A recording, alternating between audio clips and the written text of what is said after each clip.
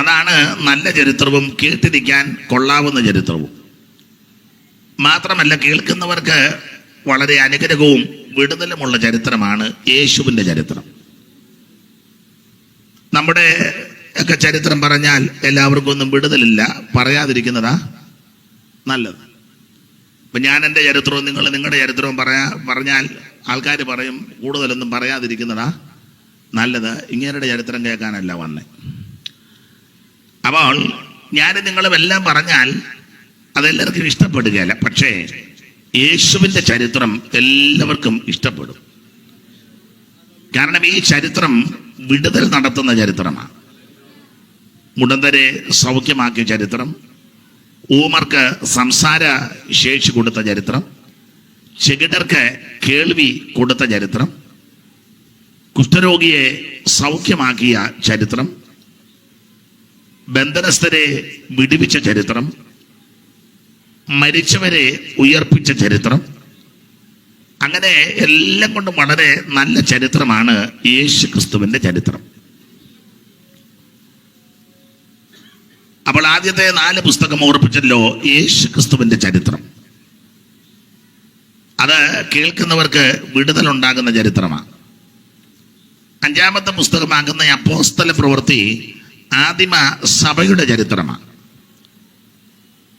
ആദിമസഭ ഏതാന്ന് ചോദിച്ചാൽ കത്തോലിക്ക സഭയല്ല, യാക്കോബ സഭയല്ല, ഓർത്തഡോക്സ് സഭയല്ല, മാർത്തോമ സഭയല്ല, CMS അല്ല, CSI അല്ല, സാൽവേഷൻ ആർമി, ഇതൊന്നും അല്ല ആദ്യത്തെ സഭ. ബ്രദർ സഭയല്ല, പെന്തിക്കോസും അല്ല. ചിലക്ക് അങ്ങനെ പെന്തിക്കോസ് ആവുന്നൊരു ധാരണയുണ്ട്, അതുമല്ല. ചില ആൾക്കാർ പെന്തിക്കോസിൽ തന്നെ ഉണ്ട്. TPM-കാരുടെ ചരിത്രം അവരുടെ ചരിത്രമേ അല്ല.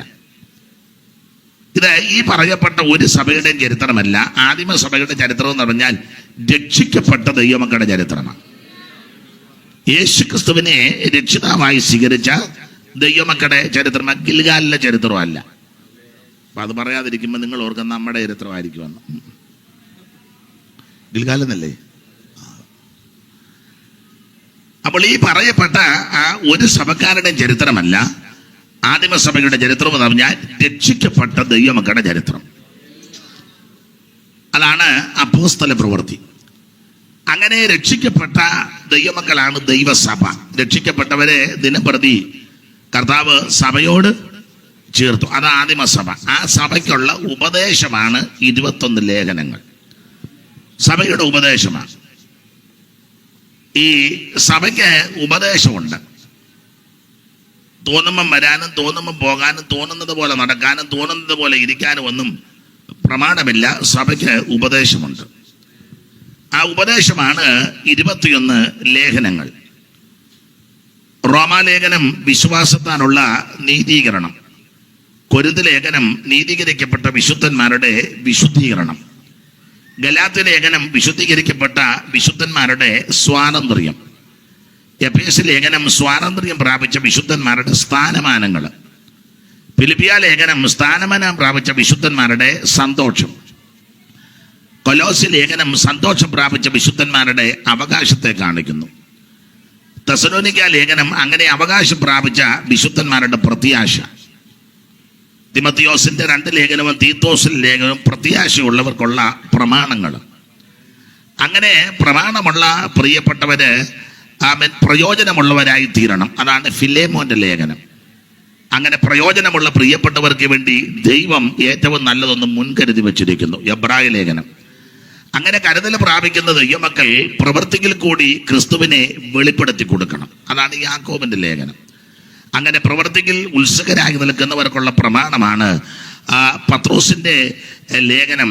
നമ്മളൊരു പുത്തൻ ഭൂമിക്കും ആകാശത്തിനും കാത്തിരിക്കുന്നു.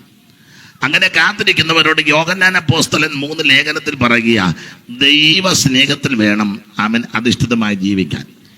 ഈ വിധത്തിലൊക്കെ ജീവിക്കുന്ന ദൈവമക്കളോട് യൂദായുടെ ലേഖനം പഠിപ്പിക്കുന്നത് വീഴാതെ വണ്ണം നമ്മളെ സൂക്ഷിക്കുന്നൊരു ദൈവമുണ്ട്. ഇങ്ങനെയാണ് 21 ലേഖനങ്ങളിലെ ഉപദേശ വിഷയങ്ങൾ. ഇതെല്ലാം സഭയ്ക്കുള്ള ഉപദേശമാണ്. സഭയ്ക്കുള്ള ഉപദേശം. സഭയ്ക്കകത്ത് ഉപദേശം പറയണം. ഈ വെളിയില് സുവിശേഷവും പറയണം, അകത്ത് ഉപദേശവും. ഇപ്പം നേരെ തലതിരിവാണ്. സഭയ്ക്കകത്ത് പിന്നെയും രക്ഷകട തൂത. ആരുണ്ട് രക്ഷിക്കപ്പെടാൻ? ആരുണ്ട്? എല്ലാം പെട്ടിരിക്കുക.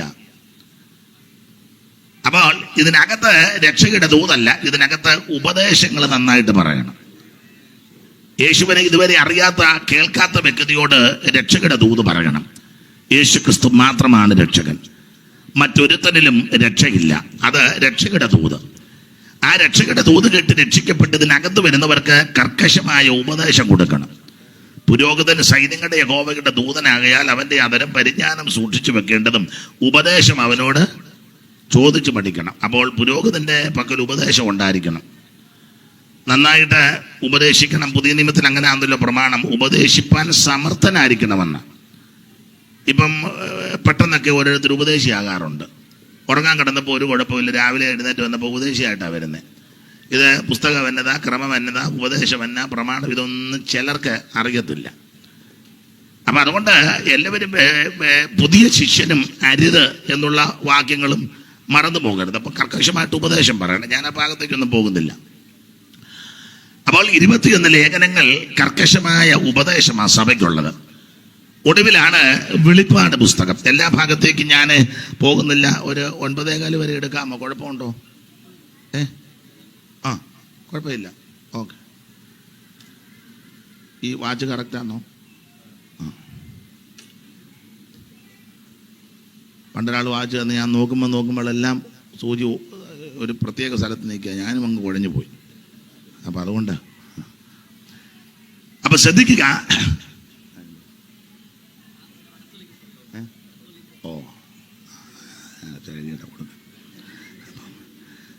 അപ്പൊ ശ്രദ്ധിക്കുക,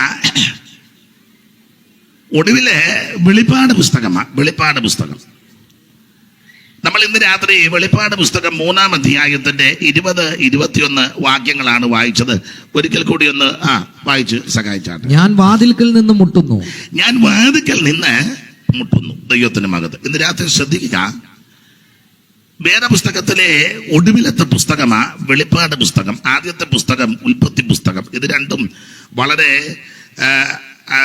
ചേർത്ത് പഠിച്ചാൽ ഉൽപ്പത്തി പുസ്തകത്തിൽ മിക്ക കാര്യങ്ങളുടെ ആരംഭമാണ്. നമുക്കറിയാം വെളിപ്പാട് പുസ്തകം ഇതിന്റെ പലതിൻ്റെ അവസാനവുമാണ്. ഉൽപ്പത്തി ആരംഭവും വെളിപ്പാട് അവസാനവും, രണ്ടും തമ്മിൽ ഒത്തിരി ബന്ധങ്ങളുണ്ട്.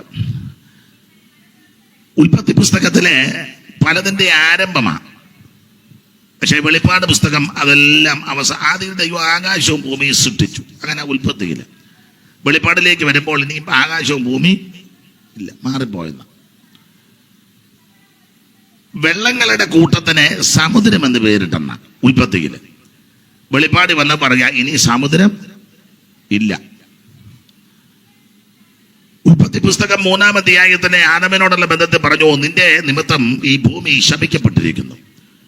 വെളിപ്പാട് പുസ്തകത്തിൽ വന്നപ്പോൾ വായിക്കുക, ഇനി ഒരു ശാപവും ഇല്ല. അപ്പൊ ഞാൻ സൂചിപ്പിച്ചത് ഉൽപ്പത്തി പുസ്തകം പലതിൻ്റെ ആരംഭവും വെളിപ്പാട് പുസ്തകം പലതിൻ്റെയും അവസാനമാണ്. വളരെ അനുഗ്രഹിക്കപ്പെട്ട ഒരു പുസ്തകമാണ് ഉൽപ്പത്തി പുസ്തകം, വെളിപ്പാട് പുസ്തകം. ചില ആൾക്കാര് ഈ വെളിപ്പാട് പുസ്തകത്തിന് വെളിപാടെന്നാ പറയുന്നത്. ഞാൻ കേട്ടിട്ടുണ്ട് മലയാളത്തിൽ ചിലര് എങ്ങനെ വെളിപാട്, അത് വെളിവില്ലാത്തത് കൊണ്ടാണ് അങ്ങനെ പറയുന്നത്. എന്തുവാ അതാ വെളിപാട്. വെളിപാടല്ല, വെളിപ്പാടെന്ന. വായിച്ചേ 1-ാം വാക്യം വായിര്. വെളിപ്പാട് പുസ്തകം. യേശുക്രിസ്തുവിന്റെ വെളിപ്പാട്. വെളിപ്പാട്. 2 പായുണ്ടോ? ഇല്ലേ? ഒരു പായുടെ അടിയിൽ വേറൊരു പായും കൂടെ. പണ്ടൊരു അമ്മയോട് ചോദിച്ചു, ഒരു പായുടെ അടിയിൽ ഒരു പായിട്ട. അമ്മ പറഞ്ഞ് അടിപ്പായാന്ന് പറഞ്ഞു. കാരണം ഒരു പായുടെ അടിയിൽ ഒരു പായിടുമ്പം അടിയിലിടുന്ന അടിപ്പായ. അപ്പം ഇത് അടിപ്പായല്ല, 2 പായ ഇപ്പ. അപ്പോൾ വെളിപ്പാട്. അപ്പൊ ശ്രദ്ധിക്കുക, ചില ആൾക്കാര് വെളിവില്ലാത്ത ആൾക്കാർ, ഇപ്പോഴും ചിലതിന് വെളിവില്ല, വെളിപാടെന്നാ പറയുന്നത്. വെളിപാടല്ല, വെളിപ്പാട്. അതെ, വെളിപ്പാട് പുസ്തകം 22 അധ്യായങ്ങളാണ്. 22 അധ്യായം. ഞാൻ വെളിപ്പാട് പുസ്തകത്തെ പറ്റി പഠിപ്പിക്കാനോ അത് മാത്രം പറയാനോ ഒന്നും വന്ന ആളല്ല. അതൊക്കെ നന്നായിട്ട് പഠിപ്പിക്കുകയും പറയുകയും ചെയ്യുന്ന ആൾക്കാർ ധാരാളമുണ്ട്, വളരെ അഗാധമായ ജ്ഞാനത്തിൽ. എനിക്കങ്ങനെയുള്ള കൃപയൊന്നുമില്ല, എങ്കിലും ചില കാര്യങ്ങളൊന്ന് സൂചിപ്പിക്കാനാണ്. ഈ വെളിപ്പാട് പുസ്തകം നിങ്ങൾക്കറിയാം, ഈ വെളിപ്പാട് പുസ്തകത്തിലെ പ്രധാനപ്പെട്ട വിഷയം എന്താ? വെളിപ്പാട് പുസ്തകത്തിലെ, ഞാൻ എല്ലായിടത്തും പറയുന്നതാ, വെളിപ്പാട് പുസ്തകത്തിലെ പ്രധാനപ്പെട്ട വിഷയം പലരും പല നിലയിലാണ് പറയുന്നത്. വെളിപ്പാട് പുസ്തകത്തിലെ പ്രധാന വിഷയം, ചിലർ പറയുന്നത് വെളിപ്പാട് പുസ്തകത്തിലെ പ്രധാനപ്പെട്ട വിഷയം മഹോദരവുമാണ്. മഹോദരവം, 7 വർഷം വലിയ ഉപദ്രവങ്ങൾ, മഹോദരവം. നമ്മുടെ ഒരു ദൈവദാസനോട് ചോദിച്ചു, അച്ഛാ ഈ മഹോദരവം എന്ന് പറഞ്ഞാൽ എന്താ? പുള്ളി പറഞ്ഞു, കുട്ടി, ഉപദ്രവങ്ങളെല്ലാം കൂടെ ഒന്നിച്ചു വരുന്നതാണ് മഹോദരവം. കാരണം നദികളെല്ലാം കൂടെ ഒന്നിച്ചു വരുന്നതാ മഹാനദി. അങ്ങനെയാണല്ലോ, അവിടെയുള്ള ചെറിയ നദികളെ ഇവിടെയുള്ള നദികളെല്ലാം കൂടെ ഒന്നിച്ചു വരുന്നതാണ് മഹാനദി എന്ന് പറഞ്ഞ പോലെ അവിടെ ഇവിടെ ഇരിക്കുന്ന ഉപദ്രവങ്ങളെല്ലാം കൂടെ സമയമാകുമ്പോൾ ഒന്നിച്ചിറങ്ങി വരുന്നതാ മഹോദര. ഏതാണ്ട് ശരിയാ. അപ്പൊ ചില ആൾക്കാര് ധരിച്ചു വച്ചിരിക്കുന്നത് ഈ വെളിപ്പാട് പുസ്തകത്തിലെ പ്രധാനപ്പെട്ട വിഷയം മഹോദരവുമാണ്. അതല്ല, അത് വിഷയമാ, പക്ഷേ അതല്ല വെളിപ്പാട് പുസ്തകത്തിലെ പ്രധാന വിഷയം. വേറെ ചില ആൾക്കാർ ധരിച്ചു വച്ചിരിക്കുന്നത് വെളിപ്പാട് പുസ്തകത്തിലെ പ്രധാനപ്പെട്ട വിഷയം സൂര്യനെ അണിഞ്ഞ സ്ത്രീയാണ്. കണ്ടിട്ടില്ലയോ? ഒരു തള്ളയുടെ തലയില് ഒരു സൂര്യന്റെ പടവും, കാലിന്റെ അവിടെ ഒരു ചന്ദ്രനും, കയ്യിലൊരു കൊച്ചുകുഞ്ഞും. നിങ്ങളാരും കണ്ടിട്ടില്ല? എന്നാ മതി കാണാം.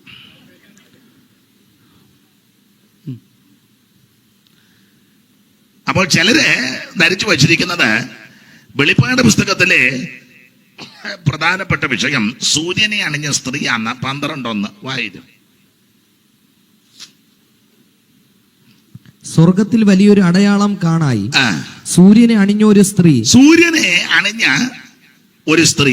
പിന്നെ അവളുടെ കാൽ കീഴ് ചന്ദ്രനും അവളുടെ തലയിൽ 12 നക്ഷത്രം കൊണ്ടുള്ള കിരീടവും. എന്റെ തൊണ്ടയെല്ലാം അടഞ്ഞിരിക്കുന്നു. ഇവര് നന്നായിട്ട് ഇതെല്ലാം കൈകാര്യം ചെയ്യുന്നുണ്ട്, പക്ഷെ പാടാൻ എനിക്ക് ഒക്കുന്നില്ല. തൊണ്ടയെല്ലാം അടഞ്ഞിരിക്കുക. അപ്പൊ നിങ്ങൾ ചെല്ലി ചിന്തിക്കും അതായിരിക്കും നല്ലതും എന്ന് ചിലപ്പോൾ നിങ്ങൾ ചിന്തിക്കുക. എന്നാലും ഒരു വരി നോക്കട്ടെ, ഒക്കുന്നെങ്കിൽ നമുക്ക് മുമ്പോട്ട് പോകാം. പണ്ടൊരാൾ പറഞ്ഞല്ലോ, ഒത്താൽ ഓടിടായില്ലേ ഓല ഇടാന്ന് പറഞ്ഞ പോലെ. സൂര്യനെ അണിഞ്ഞവൾ പാദത്തിൻ ചന്ദ്രനും 12 താരകം കൊണ്ടുള്ളൊരു മുടി ചൂടിടുന്നവൾ ആരിവൾ. അത് തന്നെ ആയിരിക്കുന്ന ആരിവളെന്നാ. സൂര്യനെ അണിഞ്ഞവൾ പാദത്തിൻ ചന്ദ്രനും 12 താരകം കൊണ്ടുള്ളൊരു മുടി ചൂടിടുന്നവൾ ആരിവൾ ആരിവൾ ആരിവൾ. സൂര്യനെ അണിഞ്ഞവൾ പാദത്തിൻ ചന്ദ്രനും 12 താരകം കൊണ്ടുള്ളൊരു മുടി ചൂടിടുന്നവൾ ആരിവൾ. ഇന്നഭിഷേകം സ്വർഗചിന്തയുള്ളവൾ വരാവിനെ ലക്ഷ്യമാക്കി നിൽപ്പവൾ വേദത്തിങ്കലുണ്ടിവൾക്ക് തുല്യ ഒരു ക്രിസ്തുദേവൻ.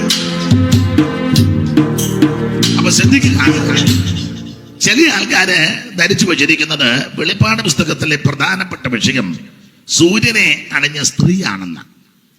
വെളിപ്പാട് പുസ്തകത്തിലെ ഒരു വിഷയം ആ സ്ത്രീ തന്നെ. ഞാൻ സാധാരണ എൻ്റെ ശൈലി പറയാണ്ട് വെളിപ്പാട് പുസ്തകത്തിൽ പ്രധാനമായിട്ട് 4 പെണ്ണുങ്ങളാണ്, 4 സ്ത്രീകൾ. പെണ്ണുങ്ങളെന്ന് പറഞ്ഞാൽ ഇഷ്ടപ്പെട്ടില്ലായിരിക്കും. 4 തരുണീമണികൾ, അത് ഇഷ്ടപ്പെട്ടോ? അപ്പോൾ വെളിപ്പാട് പുസ്തകത്തിൽ പ്രധാനമായിട്ട് 4 സ്ത്രീകളാണ്. അതിലെ ഒന്നാമത്തെ സ്ത്രീയെ 2-ാം അധ്യായത്തിലുണ്ട്. പുള്ളിക്കാരുടെ പേര് ഇസബേൽ എന്നാ. ഇസബേല് അങ്ങനെ എഴുതിയേക്കുന്നത് കണ്ടോ? ഇസബേല് എന്തൊരു സ്ത്രീയെ നീ അനുവദിക്കുന്നു. ആ അമ്മാമ പാസ്റ്റേഴ്സിനെ ക്ലാസ് എടുക്കുന്ന അമ്മാമയാ. കണ്ടോ? വായിച്ചേ. പാസ്റ്റർമാര് പറഞ്ഞു കൊടുക്കുക, റവറൻസ് നിങ്ങളും ചുമ്മാ ഇരിക്കാതെ എന്തെങ്കിലുമൊക്കെ പറ.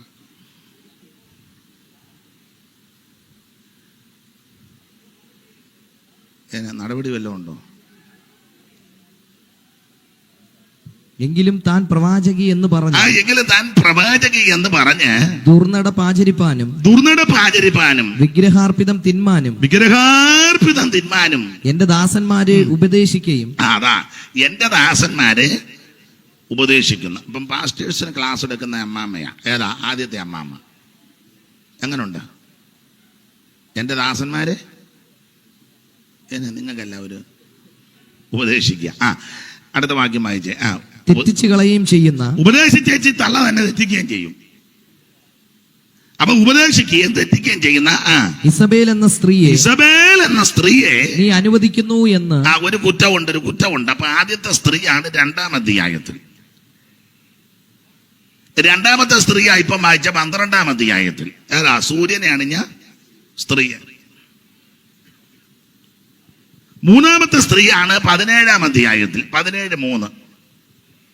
അവൻ എന്നെ ആത്മാവിൽ മരുഭൂമിയിലേക്ക് കൊണ്ടുപോയി. അപ്പോൾ 7 തലയും 10 കൊമ്പും ഉള്ളതായി ദൂഷണനാമങ്ങൾ നിറഞ്ഞ ഒരു കടുംചുവപ്പ് നിറമുള്ള ഒരു മൃഗം സമുദ്രത്തിൽ നിന്ന് കയറുന്നത്, മൃഗത്തിന്മേൽ ഒരു സ്ത്രീ ഇരിക്കുന്നത് ഞാൻ കണ്ടു. അതെത്ര വാക്യ? 3. അപ്പോൾ ഈ മൃഗത്തിന്റെ മുകളിൽ ഒരു സ്ത്രീ. ഇത് 3-ാമത്തെ തള്ള. 1-ാമത്തത്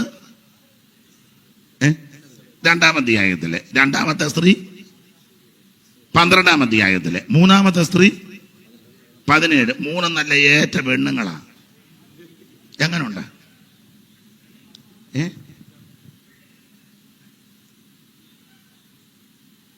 എന്നെ നിങ്ങൾക്കൊരു പ്രയാസം. അപ്പൊ ഈ 3 സ്ത്രീകള് ദിനമോളും ക്രിസ്തുവിന്റെ ശിങ്കിടികളാണ് ദൈവത്തിന്. അതില് 17-ാം അധ്യായത്തിലെ സ്ത്രീയെ ഇച്ചിരി കടുപ്പക്കാരിയാ. ഇരിക്കുന്നത് എവിടാ? എന്നെ നോക്കാൻ അങ്ങോട്ട് നോക്കി ഒന്ന് വായിച്ചതാ. വായിച്ചേ. മൃഗത്തിന്മേൽ ഒരു സ്ത്രീ ഇരിക്കുന്നത്. എന്നാ മൃഗമാ? കടും ചുവപ്പുള്ള ഒരു മൃഗത്തെ. എന്നാലും ലക്ഷണം അതിന്റെ പ്രകൃതിയും കൂടെ പറ. അങ്ങോട്ട് നോക്കാൻ. 7 തലയും 10 കൊമ്പും ഉള്ളതായി ദൂഷണനാമങ്ങൾ നിറഞ്ഞ. ഒത്തിരി നാമങ്ങളുണ്ട് കേട്ടോ. ഒത്തിരി ഉണ്ട്. ദൂഷണനാമങ്ങൾ നിറഞ്ഞ കടും ചുവപ്പ് നിറമുള്ള മൃഗത്തിന്റെ ഒരു മൃഗം. അപ്പൊ ദൂഷണനാമം ഒത്തിരി ഉണ്ട്. ഒത്തിരി നാമങ്ങളുണ്ട്. യേശുക്രിസ്തു മാത്രമല്ല, വേറെ ഒത്തിരി നാമങ്ങളുണ്ട്. ഞാനൊന്നും പറയുന്നില്ല. യേശുക്രിസ്തു മാത്രമല്ലെന്ന് വേറെ ധാരാളം നാമങ്ങൾ എഴുതി വെച്ചിട്ടുണ്ട്. ഇന്നയാള്, പിന്നെ ഇന്നയാള്, ഇന്നയാള്. ഒരു പാട്ടുണ്ട്, പാടിയ തല്ലുകൊള്ളു. അതുകൊണ്ട് ഞാൻ പാടുന്നില്ല. വെറുതെ എന്തിനാ? ഞാനിവിടെ പാടാം. ഇവര് പിന്നെ സഭയെ വന്ന് പാടി കേൾപ്പിക്കും.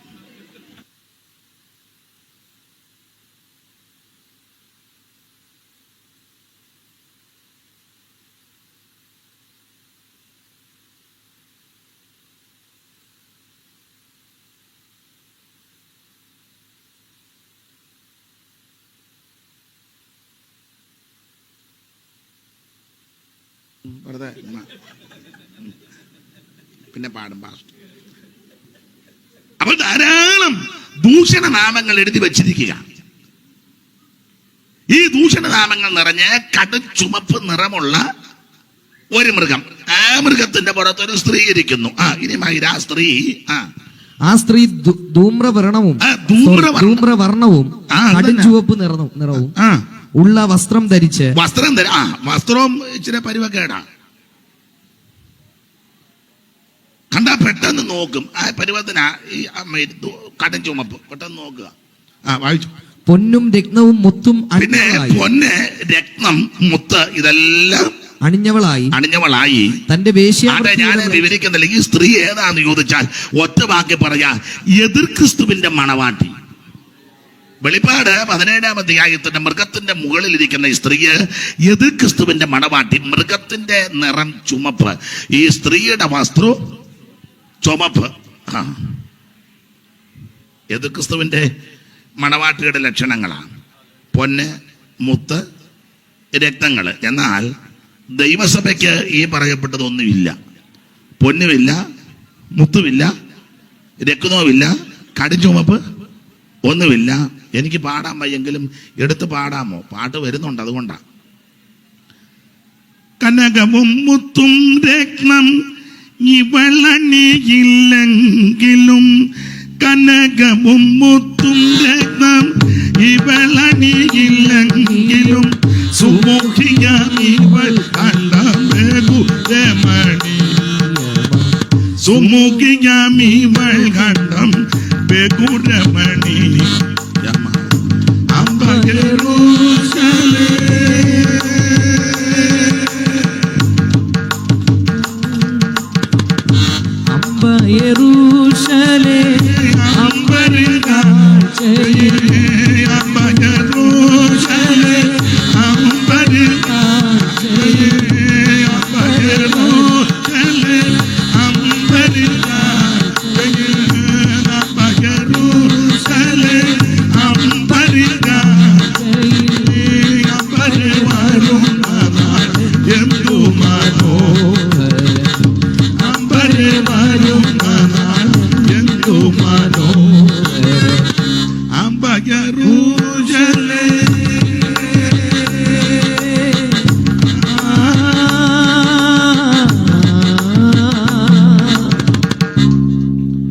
ശ്രദ്ധിക്കുക, ഇത് എത് ക്രിസ്തു പാടാൻ വയ്യ, പാട്ടൊന്നും അറിയത്തില്ല, പറയത്തേ ഉള്ളൂ.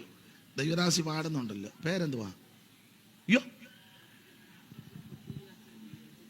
ദൈവമേ, അയ്യോ എനിക്ക് പിടി കിട്ടിയില്ല. ദൈവത്തിന് മകത്വം. ഹല്ലേലൂയ. എന്നാ പിന്നെ ഞാനും പാടുക, എടുത്ത് പാടിക്കോണം. കൊല്ലക്കൂടിയില്ല ഞാൻ സൂചി വെക്കാൻ നിൽക്കുന്നത്. സോറി, എനിക്ക് ആദ്യം പെട്ടെന്ന് പിടി കിട്ടിയില്ല. ഞാനും അപ്പച്ചനും കൂടെ ഒന്നിച്ച് ശുശ്രൂഷ ചെയ്തിട്ടുണ്ട് 1-2 സ്ഥലങ്ങളിൽ.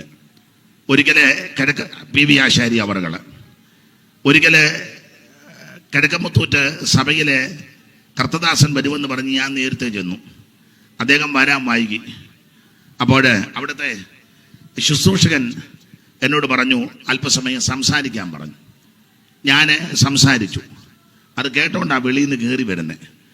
വന്നപ്പോൾ ഞാൻ ഇരിക്കാൻ ഒരുങ്ങാൻ പറഞ്ഞു. ഇല്ലില്ല, നീ പറഞ്ഞോളാൻ പറഞ്ഞു. അങ്ങനെ കുറച്ച് നേരം കൂടെ അദ്ദേഹം ഇരിക്കെ ഞാൻ അല്പസമയം ശുശ്രൂഷിച്ചു. ഒടുവിൽ അദ്ദേഹം ശുശ്രൂഷിച്ചു. എൻ്റെ ശിരസിൽ കൈവച്ച് പ്രാർത്ഥിച്ച് എന്നെ അനുഗ്രഹിച്ചു ആ മാന്യ കർത്തദാസൻ. മാത്രമല്ല, കാവാലത്ത് 2 വർഷം കൺവെൻഷൻ നടത്തി. അമ്മച്ചിയും അന്ന് ദൈവദാസി ഉണ്ടായിരുന്നു? ഇല്ല, സ്വർജാനും രാജനും ഒക്കെ ഉണ്ടായിരുന്നു. 2 കൊല്ലം അന്ന് വള്ളത്തേരാ കൊണ്ടുപോയത് എല്ലാവരും. അമ്മച്ചി ഉണ്ടായിരുന്നു. അമ്മച്ചിയും ആങ്ങളമാർ 2 പേരും എല്ലാവരും ഉണ്ടായിരുന്നു, ടീം അംഗങ്ങളും. അങ്ങനെ കാവാലത്ത് കൊണ്ടുപോയി അവിടെ ഉള്ള സൗകര്യത്തിൽ, വളരെ പരിമിതമായ സൗകര്യം, അവിടെ ആ കർത്തദാസിയും ദൈവദാസന്മാരും എല്ലാം പാർത്ത് 2 പ്രാവശ്യമായിട്ട് 6-7 ദിവസം ഞങ്ങളുടെ കൂടെ പാർത്ത് കർത്താവിൻ്റെ വേല അവിടെ ചെയ്തു. അത് ഇവർക്ക് താമസിക്കാൻ തരാമെന്ന് പറഞ്ഞ വീട് സമയമായപ്പോൾ തരികയില്ലെന്ന് പറഞ്ഞു. പിന്നെ നിപ്പിൽ ഇതുപോലൊരു സ്റ്റേജ് ഉണ്ടാക്കി. അപ്പോൾ അമ്മച്ചി പറഞ്ഞു, ഒന്നും ഭാരപ്പെടേണ്ട, നമുക്ക് എവിടെയെങ്കിലും ഒന്ന് തലയായിച്ചാൽ മതി. ഇന്നത്തെ പോലെ ഓർക്കുന്നു. പെട്ടെന്ന് നമ്മുടെ വിശ്വാസികളൊക്കെ വീട്ടിൽ നിന്ന് 3-4 കട്ടിലുമെല്ലാം കൊണ്ടുവന്ന ഈ സ്റ്റേജിൻ്റെ പുറകിൽ പെട്ടെന്ന് ഒരു പന്തൽ പോലെ ഉണ്ടാക്കി അവിടെ 3-4-5 കട്ടിലുമൊക്കെ ഇട്ട് അവരൊക്കെ അവിടെ വിശ്രമിച്ച് അങ്ങനെയായിരുന്നു അന്ന് ആ ശുശ്രൂഷ ചെയ്തത്. അതെല്ലാം ഓർത്ത് ദൈവത്തെ സ്തുതിക്കുന്നു.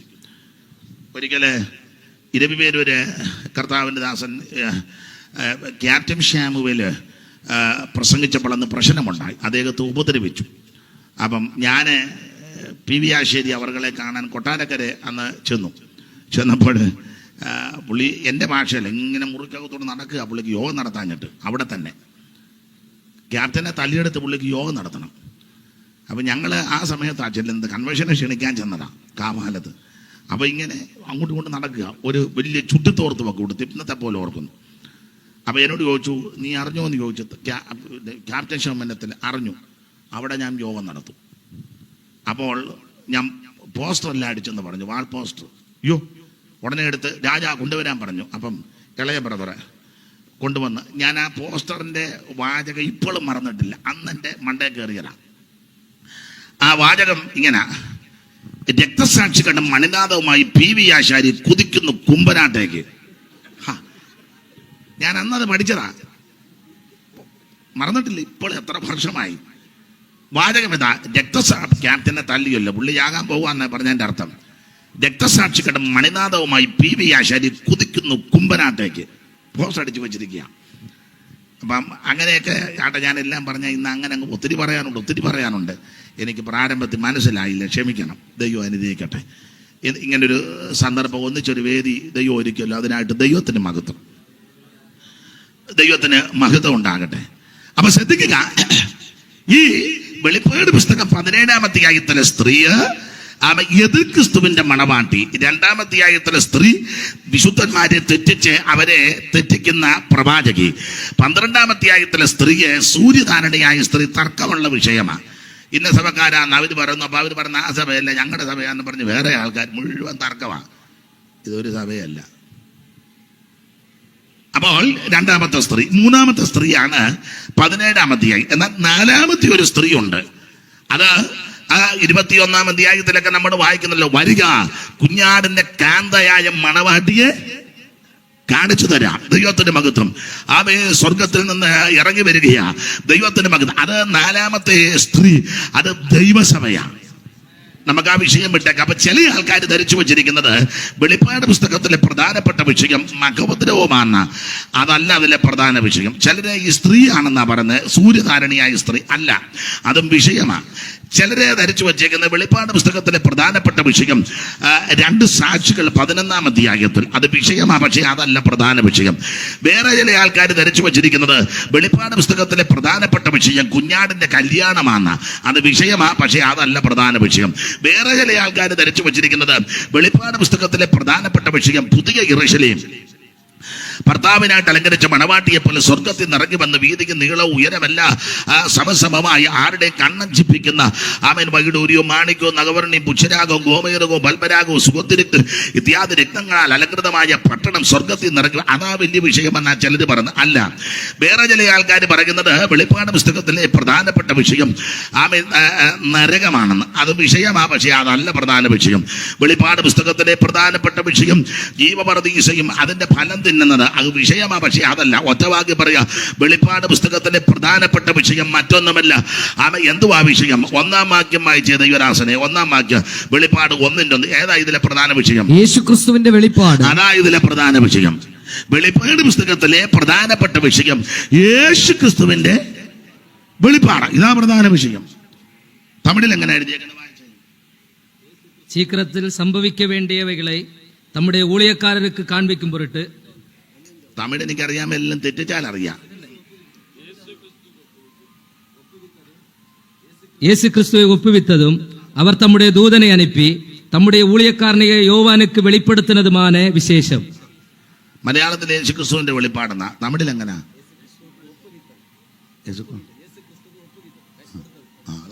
അതാ വെളിപ്പാട്. അപ്പൊ യേശുക്രിസ്തുവിന്റെ വെളിപ്പാട്, ഇതിലെ പ്രധാനപ്പെട്ട വിഷയം ക്രിസ്തുയേശുവിന്റെ വെളിപ്പാടാണ്. എന്നെ കേൾക്കുന്ന പ്രിയരെ, ഏറ്റവും ശ്രേഷ്ഠമേറിയ വെളിപ്പാടും ഏറ്റവും വിശേഷപ്പെട്ട വെളിപ്പാടും പ്രധാനപ്പെട്ട വെളിപ്പാട് യേശുക്രിസ്തുവിന്റെ വെളിപ്പാടാണ്. അതാ ഇതിലെ പ്രധാന വിഷയം. പക്ഷേ ഞാനും നിങ്ങളുമല്ല പ്രധാന വിഷയം അങ്ങ് കളഞ്ഞു വെച്ച് വേറെ വിഷയമാണ് എടുക്കുന്നത്. പ്രധാന വിഷയം യേശുക്രിസ്തുവിന്റെ വെളിപ്പാടാണ്. ആ വെളിപ്പാട് എങ്ങനെയാണെന്ന് 12-ാമത്തെ വാക്യം മുതൽ വായിക്കുമ്പോഴുണ്ട്. കാരണം പുസ്തകം തുറക്കുവാനും ഒക്കെ യോഗ്യനാരാണെന്ന് 4-5 അധ്യായത്തിൽ കാണുന്നുണ്ട്. ഇവിടെ 1-ാം അധ്യായത്തിൽ ഒരു ശബ്ദം കേട്ടു. ആ നാദം എന്തെന്ന് കാണുവാൻ തിരിഞ്ഞെന്ന 12-ാം വാക്യം വായിച്ചേ. 12-ാം വാക്യം 1:12. എന്നോട് സംസാരിച്ച നാദം എന്തെന്ന് കാണുവാൻ ഞാൻ എന്നോട് സംസാരിച്ച നാദം എന്തെന്ന് കാണുവാൻ ഞാൻ തിരിഞ്ഞു. 13-ാം വാക്യം തിരിഞ്ഞപ്പോൾ 7 പൊൻ നിലവിളക്കുകളും നിലവിളക്കുകളുടെ നടുവിൽ നിലയങ്കി ധരിച്ച് മനുഷ്യപുത്രനോട് സദൃശനായവനെയും കണ്ടു. ഇതാ യേശുവിന്റെ വെളിപ്പാട്, ദൈവത്തിന്റെ മകൻ. ഈ പ്രധാന വെളിപ്പാട് നമ്മളിപ്പം ശ്രദ്ധിക്കാറില്ല, അത് കളഞ്ഞ വെച്ചാൽ നമ്മൾ കാണുന്ന വെളിപ്പാടിൽ മുഴുവൻ വെളിവുകേടായി കാണുന്നേ. പാമ്പ് തറ കൂടിയിരിക്കുന്നു, ഇതാ കണ്ട വെളിപ്പാട്. 1-ാം അധ്യായത്തിലെ വെളിപ്പാട് പലരും കാണുന്നില്ല. കാണുന്നതെല്ലാം 12-ലെ 3 വെളിപ്പാട്. 12:3 വായിച്ചു. അവിടെ എന്നാ വെളിപ്പാടാ?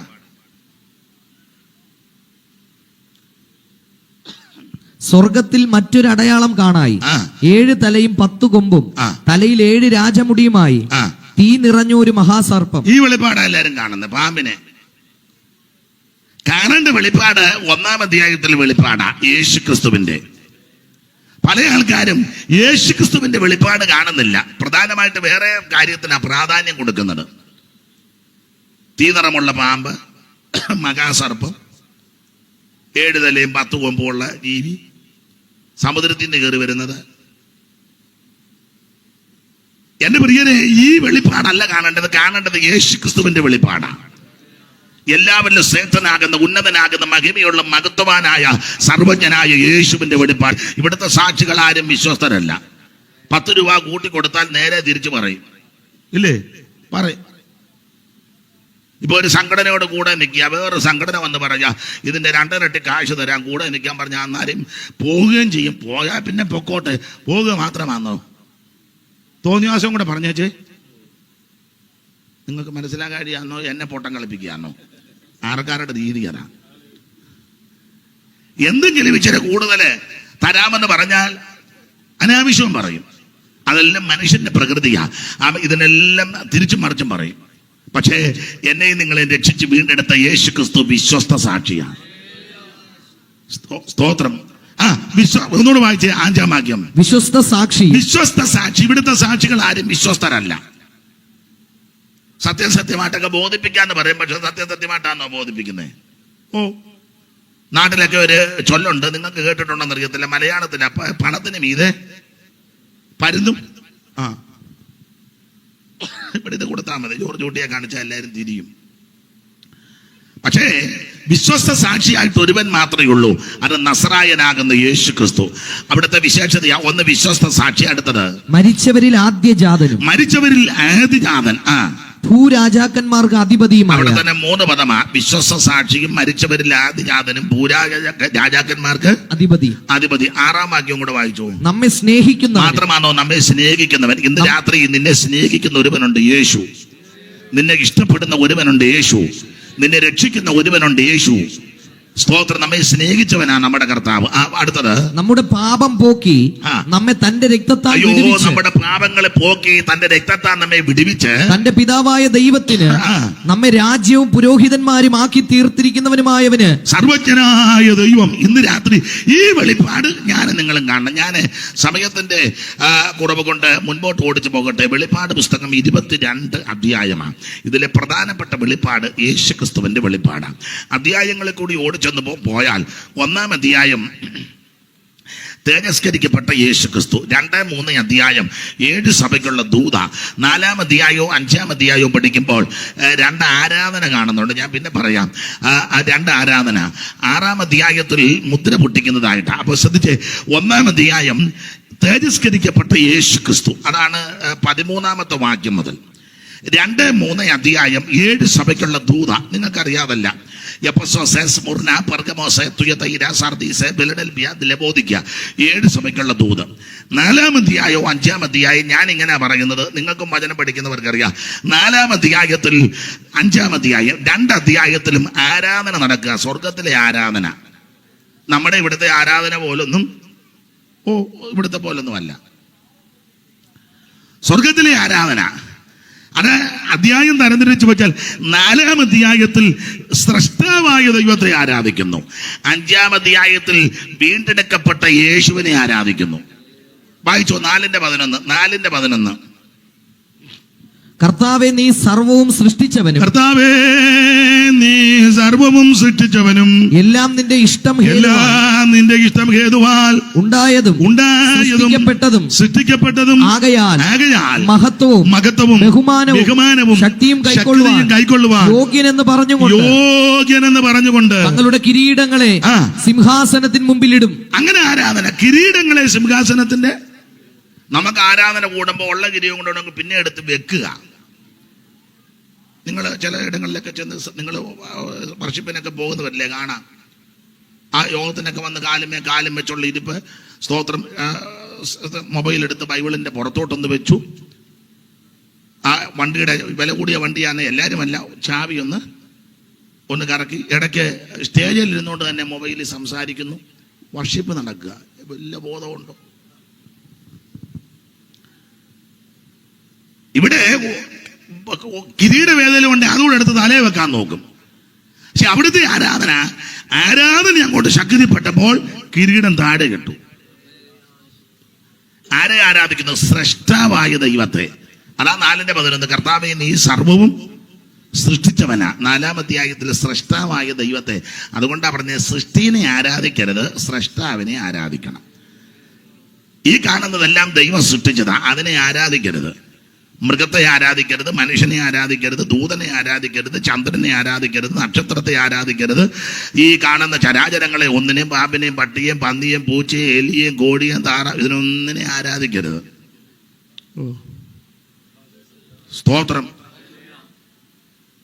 കല്ലിനെയും തുമ്പിയെയും പാറ്റായെയും പഴുതാരെയും ഇതിനൊന്നും ആരാധിക്കരുത്. പൂച്ചേനെ ആരാധിക്കരുത്, എലിയെ ആരാധിക്കരുത്. എലിയെ ആരാധിക്കുന്ന കുറച്ചുകൂടെ നല്ലത് പൂച്ചയെ കാരണം എലിയെ പിടിക്കുന്നതാ ഇച്ചിരിയുടെ പവർ പൂച്ചയ്ക്കാ. മിണ്ടുന്നില്ല.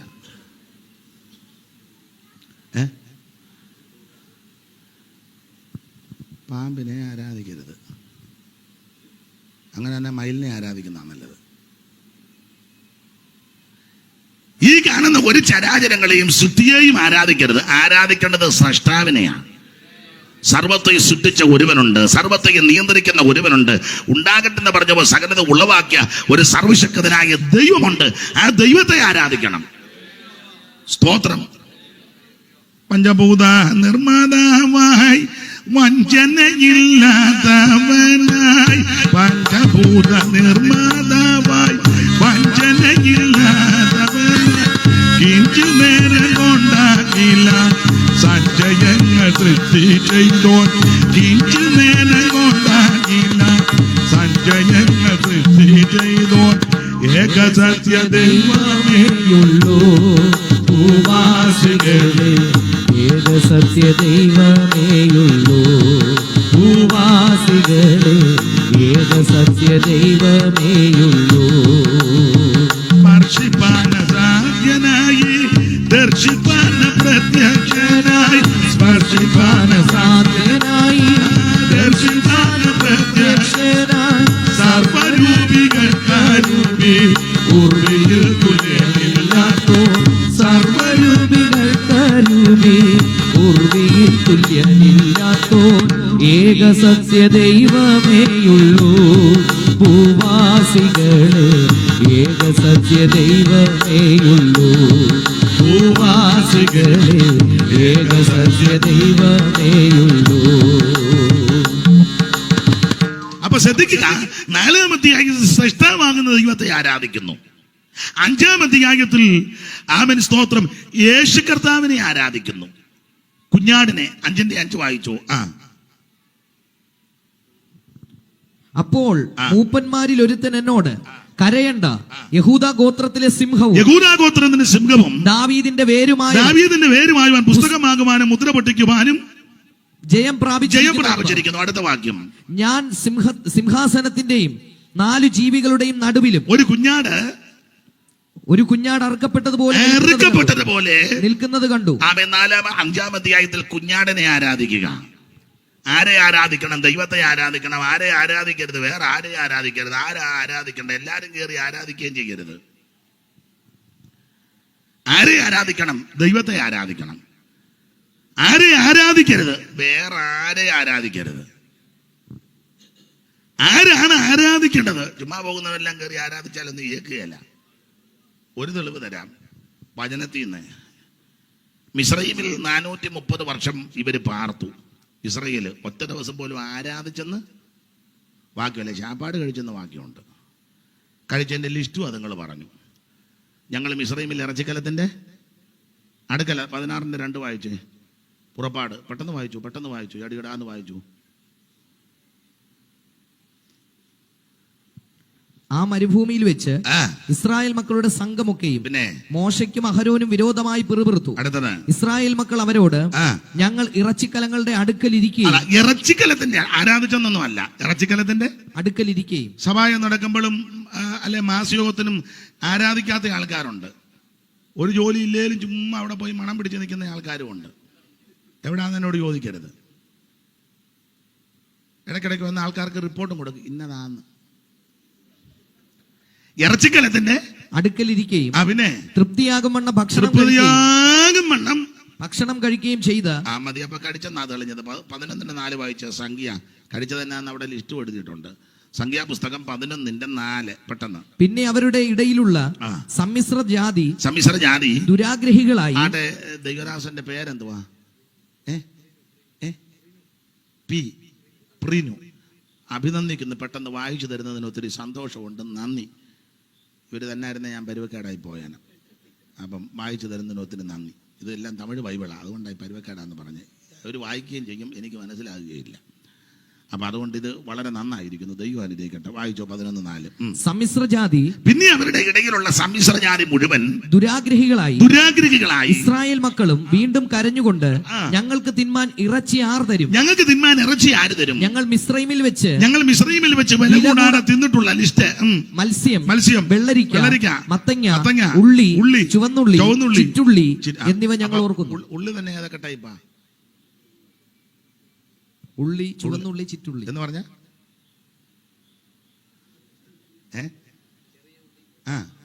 വെങ്കായം അതേതാ? ചെറുത്. പിന്നെ വെളുത്തുള്ളി, പിന്നെ സവാള. 3 ഉള്ളി നിന്നിവന്റെ എല്ലാം ഊപ്പാട് വന്നതാ. ആരാധിച്ചെന്ന് ഒറ്റ വാക്യമില്ല. ഒറ്റ ഒരുത്തനെ ആരാധിക്കാൻ കിട്ടുകയില്ല. ഉള്ളി തിന്നാൻ ഇവനെല്ലാം മുന്നിലാണ്.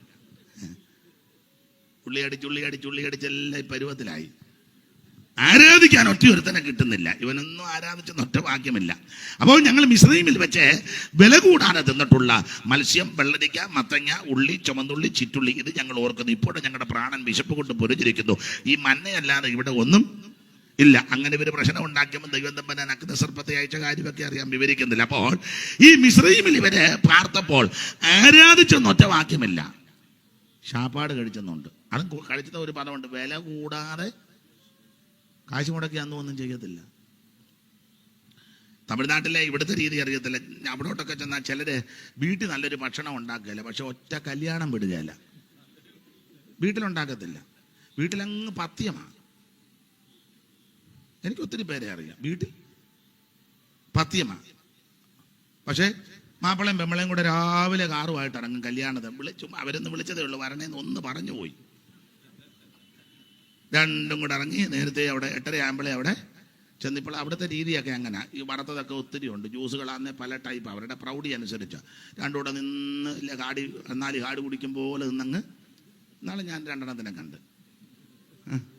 ഈ 2 വീട്ടിൽ ഒരു ചൊവ്വിന് ഒരു നേരം ചൊവ്വിന് ഒരു കൂട്ടാനുണ്ടാക്കുവോ ഭക്ഷണം ഉണ്ടാക്കുവോ ഒന്നും തമാശ ഒന്നും അല്ല പറഞ്ഞേ. അത് ആദ്യത്തെ എടുപ്പാ. അത് കഴിഞ്ഞ് പിന്നെ കല്യാണം കഴിഞ്ഞ് വീണ്ടും ഉണ്ട്. അപ്പം ഞാൻ നോക്കി തള്ള പോകാൻ നേരത്ത് ബാഗിനകത്ത് ആപ്പിളും ഓറഞ്ചും എല്ലാം പിന്നെയും കുത്തു നിറയ്ക്കുന്നത്. ഈ ഇടയ്ക്കിടയ്ക്ക് വെച്ചിട്ടുണ്ടോ ഓരോരുത്തരുടെ പ്രൗഢി അനുസരിച്ച. പോയ പോക്കിന് എന്നിട്ട് സിബിടാൻ മേല എന്തോ ഒരു അക്രമം പിടിച്ചതൊക്കെയാണ്. അല്ല, വില കൂടാതെ തിന്നിട്ടില്ല, കാശ് മുടക്കില്ലല്ലോ. വില കൂടാതെ തിന്നിട്ടുള്ള മത്സ്യം, വെള്ളരിക്ക, മത്തങ്ങ. അപ്പൊ ഇവര് മിസ്രയീമിൽ ആരാധിച്ചെന്ന് വാക്യമില്ല, ശാപ്പാടടിച്ചെന്ന് വാക്യമുണ്ട്. പിന്നെ എപ്പോഴാണ് ആരാധിച്ചത്? ഒറ്റ വാക്യം പറയാം. ആരാധിച്ചത് എപ്പോഴാന്ന് പറയാം. ആബീമ മാസം 1 മുതൽ മാസത്തിന്റെ ആരംഭമായിരിക്കണം. 10-ാം തീയതി ഒരു ആട്ടുകുട്ടിയെ തിരഞ്ഞെടുക്കണം. 1 വയസ്സ് പ്രായമുള്ളത് ഊനമില്ലാത്തതും ആണുമായിരിക്കണം. അതിനെ 14-ാം തീയതി സന്ധ്യാസമയത്ത് അറുത്ത് അതിന്റെ രക്തം ഒരു കിണ്ണത്തിലെടുത്ത് ഈസോപ്പ് ചെടിയുടെ കെട്ടെടുത്ത് കിണ്ണത്തിമുക്ക് കട്ടളക്കാർ 2 കുറുമടി മേലും പുരട്ടി അത് രക്ഷാനിർണയത്തെ കാണിക്കുന്നതാണ്. നമ്മുടെ പസക കുഞ്ഞാട് മറക്കപ്പെട്ടിരിക്കുന്നു ക്രിസ്തു തന്നെ. അത് യേശു ക്രിസ്തുവിന്റെ കാൽവരി മരണത്തിന് നടല എന്ന് പറഞ്ഞാൽ ഇവർ രക്ഷിക്കപ്പെട്ടു. 2, രക്ഷിക്കപ്പെട്ടവരവിടെ നിന്നില്ല, മിസ്രയീം വിട്ടു. പലരും രക്ഷിക്കപ്പെട്ടിട്ട് പിന്നെ പെട്ട് കിടക്കുക, വിടുകയല്ല. രക്ഷിക്കപ്പെട്ടതാണോ പിന്നെ വിട്ടോ? വിട്ടില്ല, പെട്ടു. പെട്ടവിടെ കിടക്കുക. ശരിക്കും മാനസാന്തരപ്പെട്ടതാണെങ്കിൽ, രക്ഷിക്കപ്പെട്ടതാണെങ്കിൽ നീ മിസ്രയീം വിടും. ഒരു കുളമ്പ് പോലും മിസ്രയീമിൽ കിടക്കല്ല. സകലത്തിനെ അടിച്ച് തൂത്തായി ഇവർ കൊണ്ടുവന്ന് മിസ്രയീമിൽ ഇങ്ങോട്ട് പോന്നപ്പോഴേ സാറ് ഒരു വരി കെടുതി മുഴുവൻ ഇഞ്ഞ് കൊണ്ടുപോകണമെന്നാ ഇവർ ചോദിച്ചതെല്ലാം അവർ കൊടുക്കുകയും ചെയ്തു. കാരണം അവിടെ ചവടം കടന്നുകൊണ്ടിരിക്കുക. എവിടെ മിസ്രയീമിലെ പാട്ടൊന്നും ഇപ്പം ഞാൻ പാടുന്നില്ല. പിന്നെ ഇവര് കുഞ്ഞാട് നേരത്തെ ചോരത്തല ആചരിച്ച് ഇസ്രായേൽ മക്കളെ ജയത്തിന്റെ പാട്ട് പാടി ഇങ്ങോട്ട് പോരുക. നമ്മൾ പാടുന്ന പാട്ട് ഏതാ? ജയത്തിൻ കോശം ഉല്ലാസഘോഷം ഭക്തരിൽ കൂടാരത്തിൽ എന്നും പുതുഗീതം സേനയിൽ വീരനായി അഭയന്താനവർ സേനയിൽ വീരനായി അഭയം താനവർക്കെത്തുമേ. പാതാളമേ മരണമേ നിന്നോട് ജയമേവിടെ കോട്ടകൻ ഭക്തർക്ക് സംഹാരകൻ കടന്നു. അപ്പൊ ശ്രദ്ധിക്കുക, കുഞ്ഞാടിനെ അർത്ഥ ചോരത്തളി ആചരിച്ചു. അർദ്ധരാത്രിയിൽ സംഹാരദൂതൻ താണ്ഡവമാടാൻ വന്നപ്പോൾ ചോരത്തളി ആചരിച്ച ഒറ്റ കുടുംബത്തിൽ കയറിയില്ല. അവിടുത്തെ ഒറ്റ പിള്ളേരും ചത്തില്ല, ഒരു കുളമ്പ് പോലും പട്ടുപോയില്ല. എന്നാൽ ചോരത്തളി ആചരിക്കാതെ മെറുത്തു മത്സരിച്ച കുടുംബത്തിനകത്തോട്ട് സംഹാരദൂതൻ കയറി. ആദിയാന്നന്മാർ പടപെട്ടാന്നാ താഴെ വീഴുന്നത്. ചുരുക്കി പറഞ്ഞാൽ ഇസ്രായേൽ മക്കളെ പിറ്റേന്ന് ഈ പാട്ടുമൊക്കെ പാടി, എന്റെ ഭാഷ ഈ ഇസ്രായേലും മിസ്രൈമിനെ തരം തിരിച്ച് പറയാ. ഇസ്രായേൽ രാവിലെ പാട്ട് പാടി ഏതാ ജയത്തിൻ ഘോഷം, എന്നിട്ട് വാക്യമൊക്കെ പറഞ്ഞു ഒരനർത്ഥം നിനക്ക് ഭവിക്കത്തില്ല, ഒരു ബാധയും നിന്റെ കൂടാരത്തിൽ. അതാണ് അനുഭവത്തിൽ നിന്നാ പറഞ്ഞു പോരുന്നത്. പാട്ടുമൊക്കെ ഇതാ. അന്നേരം അപ്പുറത്തുകാര് 90 സങ്കീർത്തനമാണ്. താവേ നീ തലമുറയായി ഞങ്ങളുടെ സങ്കേതമായിരിക്കുന്നു, പർവ്വതങ്ങളുണ്ടായതിനും 90 അവിടെ. ഇവിടെ 91. അവിടുത്തെ പാട്ട് ഇതാ. മരണം വരുമൊരു നാൾ ഓർക്കുക മർത്യാ നീ. അറിയാൻ മേലാണ്ടാന്ന് പേടിച്ച് പാടാത്താന്നോ? മരണം വരുമൊരു നാൾ ഓർക്കുക മർത്യാ നീ, കൂടെ പോരും നിൻ ജീവിത ചെയ്തികളും തവേ നീ തലമുറയായി ഞങ്ങളുടെ. ഇതാണ് അവിടെ. അപ്പൊ ഇവിടെ ഏതാണെന്നറിയാമോ? ചോരത്തിലെ ആചരിച്ചവരുടെ അവര് 91. അത്യുന്നതന്റെ മറവിൽ വസിക്കുകയും സർവശക്തന്റെ നിഴലും കീഴി പാർക്കുകയും ചെയ്യുന്നവൻ. അതാ ഇവിടെ. സ്തോത്രം. അപ്പൊ ഈ അടക്കം നടക്കുന്നത് കൊണ്ട്, കാരണം അടക്കാൻ വലിയ വലിയ പുള്ളിക്കാരൊക്കെയാണ് വരുന്നത്. പറവോൻ വരെ മരിച്ചിരിക്കുക. പറവോന്റെ വീട്ടിൽ തന്നെ പിന്നെ വെടിമരണങ്ങൾ, പറവോ സ്ഥാനപ്പേരാ, അവിടെ എല്ലാം മരണം നടന്നിരിക്കുക. അപ്പൊ അവിടുത്തുകാരെ അടക്കാൻ മെയിൻ ആള് വരണം. മെയിൻ ആള് വന്നാലേ അവിടുത്തുകാരെ അടങ്ങൂ. അപ്പൊ അതുകൊണ്ട് ഇവര് അടക്കത്തിന്റെ ഈ വെപ്രാളവും പരവേശം കാരണം ചോദിച്ചതെല്ലാം ഇതുങ്ങൾ കൊടുത്തു. വല്ലച്ചാതി പൊക്കോട്ടെന്ന് ഓർത്തു.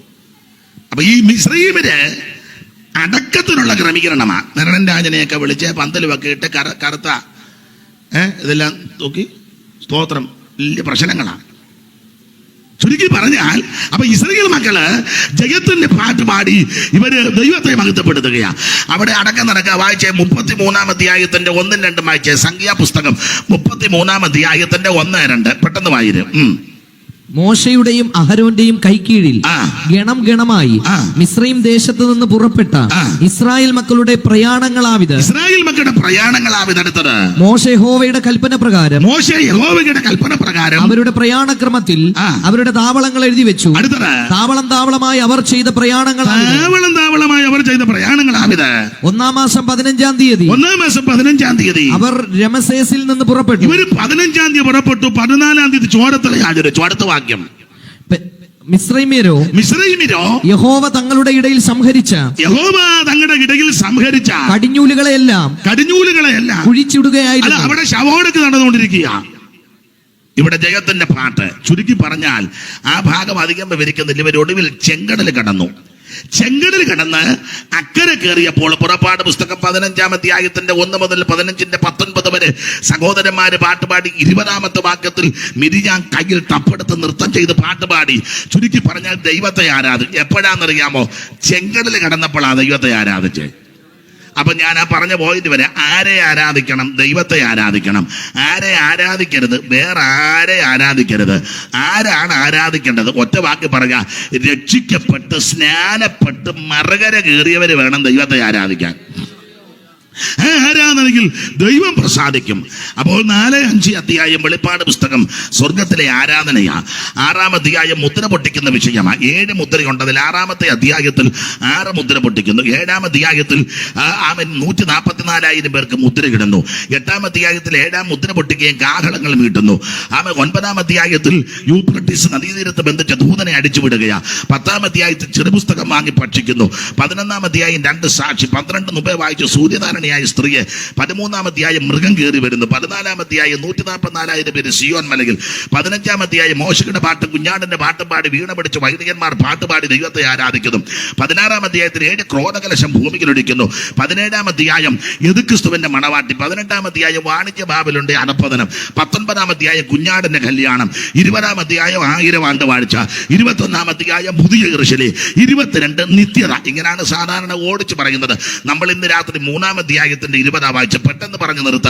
3-20 ദൈവദാസനെ ഒന്നുകൂടെ ആ പദം ഒന്ന് വായിച്ചേര്. ഞാൻ വാതിൽക്കൽ നിന്ന് മുട്ടുന്നു. ഞാൻ വാതിൽക്കൽ നിന്ന് മുട്ടുന്നു. ഇന്ന് രാത്രി അല്പസമയങ്ങൾ ആമൻ ഓർമ്മിപ്പാനുള്ളത്, ഹൃദയത്തിന്റെ വാതിൽക്കൽ നിന്ന് ഇന്ന് രാത്രി മുട്ടുന്നുണ്ട്.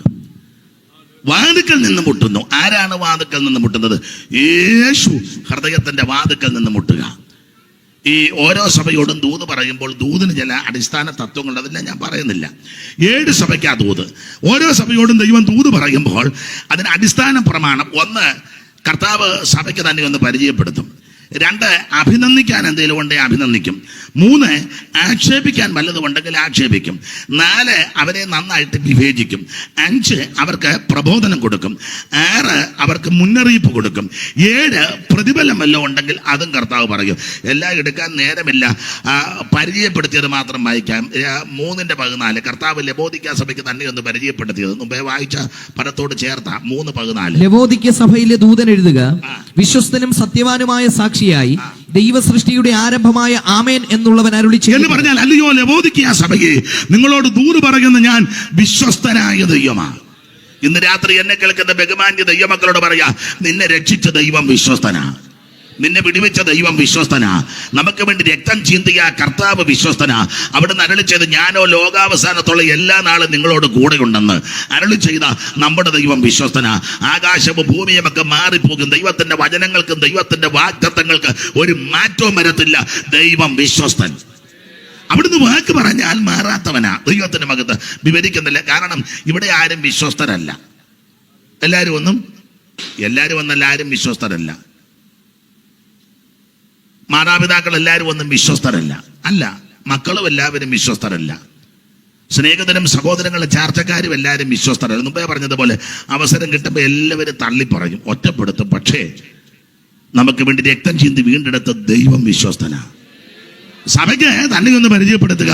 വിശ്വസ്ത സാക്ഷി. ഞാൻ അധികം വിവരിക്കുന്നില്ല, സമയം പോകുന്നല്ലോ. ആമേൻ. വാതിൽക്കൽ നിന്ന് മുട്ടുന്നു. വാതിൽക്കൽ എന്തൊക്കെയുണ്ട്? അതാണ് നമ്മുടെ ഒരു ചെറിയ വിഷയം. വാതിൽക്കൽ എന്തൊക്കെയുണ്ട് എടുത്തു വായിപ്പിക്കാൻ സമയം കളയുന്നില്ല. ഉൽപ്പത്തി പുസ്തകം 4-ാം അധ്യായത്തിന്റെ 7 വായിക്കുന്നത്, പാപം നിന്റെ വാതിൽക്കൽ കിടക്കും. അപ്പോൾ വാതിൽക്കൽ എന്തുണ്ട്? 1, പാപം. ഇന്ന് രാത്രി എന്നെ കേൾക്കുന്ന പ്രിയരെ, ആ വാതിൽക്കൽ പാപം കിടക്കുക. ദാവീദൊക്കെ പാടിയല്ലോ, അകൃത്യത്തിൽ എൻ്റെ അമ്മ എന്നെ പാപത്തിൽ ഗർഭം ധരിച്ചു, അകൃത്യത്തിൽ ഉരുവായി. അപ്പോൾ ഒരു വ്യത്യാസമില്ല. എല്ലാവരും പാപം ചെയ്ത് ദൈവ തേജസ് നഷ്ടപ്പെടുത്തി. ഇന്ന് രാത്രി അതുകൊണ്ട് ഒരു കാര്യം പറയാ, സകല മനുഷ്യരും പാപികളാ. ആ പാപം നിന്റെ വാതിൽക്കൽ കിടക്കുന്നു. എന്താ പാപം? അനുസരണക്കേടാ, കൽപ്പന ലംഘനമാ. ഇന്ന് രാത്രി ആ പാപം വാതിൽക്കൽ നിൽക്കുക, വാതിൽക്കൽ കിടക്കുന്നു. ഈ രാത്രി ആ പാപത്തെ ജയിച്ച് കീഴ്പ്പെടുത്തണം. പാപത്തിൽ നിന്ന് എങ്ങനെ മോചനം നേടാം? യേശുക്രിസ്തുവിന്റെ പരിശുദ്ധ രക്തത്താൽ. എല്ലാവരും പാപികളായതുകൊണ്ട് പാപികളായ മനുഷ്യനെ സ്നേഹിച്ച് പാപമില്ലാത്ത പരിശുദ്ധനായ ദൈവം ജഡാവതാരമെടുത്ത് ഈ ഭൂമിയിൽ വന്ന് കന്യാ സൂനുമായി അവതരിച്ച് നാടെങ്ങും നന്മ സുവിശേഷിച്ച് മരിച്ചവരെ ഉയർപ്പിച്ച് രോഗികളെ സൗഖ്യമാക്കി. ഒടുവിൽ കൊരിന്ത്യലേഖനം 15 പറയുമ്പോൾ തിരുവെടുത്ത് പറഞ്ഞതുപോലെ അവിടുന്ന് മരിച്ചു. അവൻ തിരുവെടുത്ത് പറഞ്ഞതുപോലെ അവിടുന്ന് അവൻ അത് ഉയർത്തു. ഇന്നും തിരുവെടുത്ത് പറഞ്ഞ പോലെ ജീവിച്ചു തിരുവെടുത്ത് പറഞ്ഞ പോലെ തിരിച്ചു വരും. ഇന്ന് രാത്രി ആ യേശുവിൽ വിശ്വസിച്ച് യേശുവിന്റെ രക്തത്താൽ പാപങ്ങളുടെ മേൽ ജയവും വിടുതലും എടുക്കണം. അവന്റെ പുത്രനായ യേശു ക്രിസ്തുവിന്റെ രക്തം സകല പാപങ്ങളും പോക്ക് നമ്മെ ശുദ്ധീകരിക്കും. നിങ്ങളുടെ അകൃത്യങ്ങൾ രക്താംബരം പോലെ ഇരുന്നാലും കടുച്ചുമപ്പായിരുന്നാലും അത് ഹിമം പോലെ പഞ്ഞു പോലെ വെളുപ്പിക്കുവാൻ പര്യാപ്തമായ പരിശുദ്ധ രക്തമാണ് യേശുവിന്റെ രക്തം. ഇന്ന് രാത്രി ആ രക്തത്തിന്റെ ശക്തിയോടെ വ്യാപരിക്കുക. ഈ രക്തത്തിന്റെ വിശേഷത പുണ്യാക രക്തമാ, വിലയേറിയ രക്തമാ. ഇത് സംസാരിക്കുന്ന രക്തമാ, ഗുണകരമായി സംസാരിക്കുന്ന രക്തം. ഹാബേലിന്റെ രക്തത്തെക്കാലം ഗുണകരമായി സംസാരിക്കുന്ന യേശു ക്രിസ്തുവിന്റെ പരിശുദ്ധ രക്തം മാത്രമാണോ ആട്ടുകൊറ്റന്മാരുടെ കാലക്കടാക്കളുടെ രക്തവും മലിനപ്പെട്ട തളിക്കുന്ന പശുഭസ്മവും ജഡികശുദ്ധി വരുത്തുമ്പോൾ നിത്യാത്മാവിനാൽ പിതാവാം ദൈവത്തിന് തന്നെത്താൻ നിഷ്കളങ്കനായി സമർപ്പിച്ച യേശു ക്രിസ്തുവിന്റെ പരിശുദ്ധ രക്തം ജീവനുള്ള ദൈവത്തെ ആരാധിക്കാൻ നമ്മളെ സജ്ജരാക്കി തീർത്തു. ഈ രക്തം വിലയേറിയ രക്തമാണ്. വെളിപ്പാട് പുസ്തകം പഠിക്കുമ്പോൾ ഈ രക്തം നമുക്ക് ജയം തരുന്ന രക്തമാണ്. ജയം തരുന്ന രക്തമാകയാൽ ആ രക്തത്താൽ വാതിൽക്കൽ കിടക്കുന്ന പാപത്തെ പരാജയപ്പെടുത്തി അതിന്റെ മേൽ ജയമെടുക്കണം. പാപമോചനത്തിന് ഒറ്റ മാർഗം, ഒറ്റ വഴി, യേശുവിന്റെ പരിശുദ്ധ രക്തം. ഇന്ന് രാത്രി ആ രക്തത്താൽ ശുദ്ധീകരിക്കപ്പെടണം. ഒറ്റ വാക്ക് പ്രാർത്ഥിക്കരുത്. യേശുവെ, ഞാനൊരു പാപിയാ, സമ്മതിക്കുന്നു. എൻ്റെ പാപത്തെ അവിടുന്ന് ക്ഷമിക്കണം, എൻ്റെ ഹൃദയത്തിലേക്ക് വരണം. അവിടുത്തെ പരിശുദ്ധ രക്തം കൊണ്ട് ഇന്ന് രാത്രി എന്നെ കഴുകണം, എന്നെ അവിടുത്തെ മകനാക്കി മകളാക്കി തീർക്കണമെന്ന് ഈ രാത്രി ആര് പ്രാർത്ഥിക്കും അവരെ യേശു രക്ഷിക്കും. വാതിക്കൽ നിന്ന് മുട്ടുന്നു. അപ്പൊ ഒന്ന്, വാതിക്കൽ പാപം കിടക്കുന്നു, അതിനെ ജയിക്കണം. എങ്ങനെ ജയിക്കാം? ജയം തരുന്ന യേശുവിന്റെ രക്തത്താൽ. മറ്റു യാതൊരു മാർഗം കൊണ്ട് പാപത്തിന് മോചനമില്ല. ഈ രക്തം ജയം തരുന്ന രക്തമാണ്. ആ രക്തത്താൽ വാതിക്കൽ കിടക്കുന്ന പാപത്തെ നമുക്ക് ജയിക്കാം. രണ്ട്, വാതിക്കൽ മുമ്പേ വായിച്ച വാക്യമാ, എടുത്തു വായിപ്പിക്കുന്നില്ല. പുറപ്പാട് പുസ്തകം 12-ാം അധ്യായം പഠിക്കുമ്പോൾ സംഹാരകൻ വാതിക്കലുണ്ട്. സംഹാരകൻ വാതിക്കലുണ്ട്. സംഹാരകൻ വാതിക്കൽ വരുന്നത് ആദിയാതന്മാരെ തകർത്ത് കളയാനാ. എന്നാൽ ഇന്ന് രാത്രി ആ സംഹാര ബാധയിൽ നിന്ന് എങ്ങനെ രക്ഷപ്പെടാം? 91-ാം സങ്കീർത്തനം ഞാൻ ഓർപ്പിച്ചല്ലോ. അത്യുന്നതന്റെ മറവിലും സർവശക്തന്റെ നെടിലും കെടി പാർക്കുന്ന ദൈവ പൈതലിന് ഒരു ബാധയും ഏൽക്കുകയില്ല. നിന്റെ വാതിക്കൽ സംഹാരദൂതനുണ്ട്. ആ സംഹാരദൂതനിൽ നിന്ന് രക്ഷപ്പെടാൻ ചെയ്യേണ്ട കാര്യം അവിടെ എഴുതിയിട്ടുണ്ട്. അന്ന് രാത്രി ആരും വീടിന് പുറത്തിറങ്ങരുത്. അങ്ങനെ ആ രാത്രി വീട്ടിന് എന്ന് പറഞ്ഞാൽ വാതിക്കൽ സംഹാരദൂതനുണ്ട്. അതിന് രക്ഷപ്പെടാൻ വീടിന് വെളിയിൽ ഇറങ്ങരുത്. പുതിയ നിയമത്തിലേക്ക് വരുമ്പോൾ ഈ വീട് സഭയാകുന്ന വീടാണ്. ഇത് വിട്ടേച്ച് വെളിയിൽ പോകരുത്. ദൈവസഭയ്ക്ക് പുറത്ത് നീ പോകരുത്. തൂത്തിന്റെ പുസ്തകമൊക്കെ എടുത്ത് വ്യാഖ്യാനിക്കുന്നുണ്ട്. മകളെ, ആമേൻ, സ്വത്ത് ഇവിടെ പെറുകിക്കോ, ഇവിടെ ആവശ്യം പോലെ ഉണ്ട് കേട്ടോ, ഇവിടെ ഉണ്ട്. ഭാഗ്യവശാൽ ആ രൂത്ത് ബോവസിന്റെ വയലിൽ ചെന്നത്. ഈ വീട് വിട്ട്, ഈ വയൽ വിട്ട് വേറെങ്ങും പോകരുതെന്ന്. ഭർത്താക്കന്മാര് എല്ലാവരും മരിച്ചു. അമ്മയുടെ ഭർത്താവും മരിച്ചു, മരുമക്കളുടെ ഭർത്താക്കന്മാർ, അമ്മയുടെ ആമ്പിള്ളേരും മരിച്ചു. അമ്മയും 2 മരുമക്കളും. പിള്ളേരോട് പറഞ്ഞു നിങ്ങളുടെ വീട്ടിൽ പോകാൻ. ഓർപ്പ ഓടി വന്ന് കെട്ടിപ്പിടിച്ച് അമ്മയ്ക്ക് ഒരു ഉമ്മയൊക്കെ കൊടുത്തു. കണ്ടാൽ തോന്നും അമ്മയോട് പോകാനുള്ള പോക്കിന് കൊടുത്തു ഉമ്മയാ.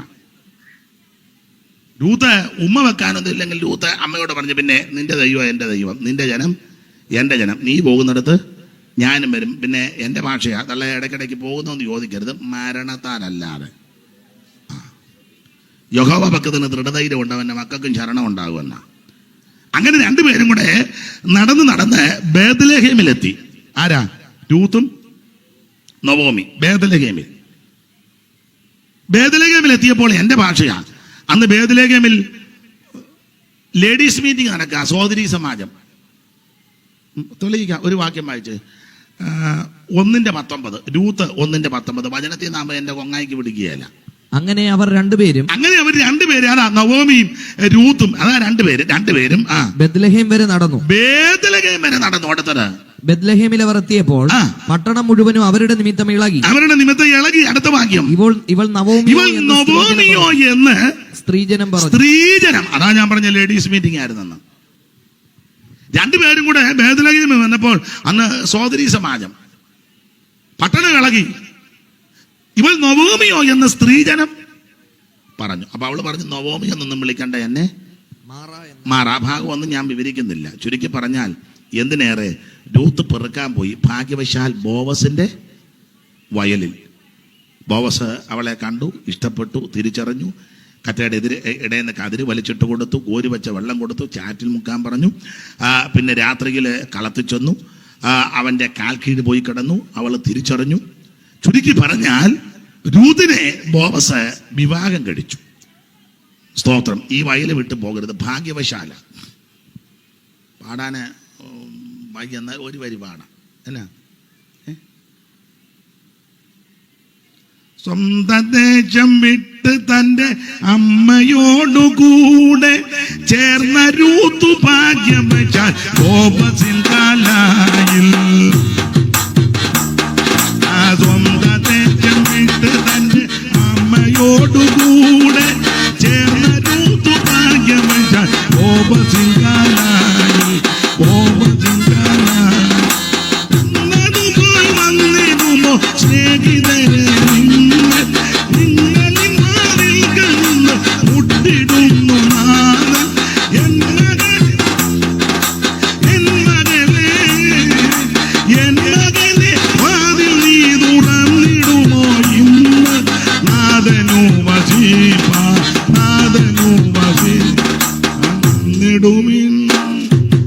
വന്നിടുവിൻ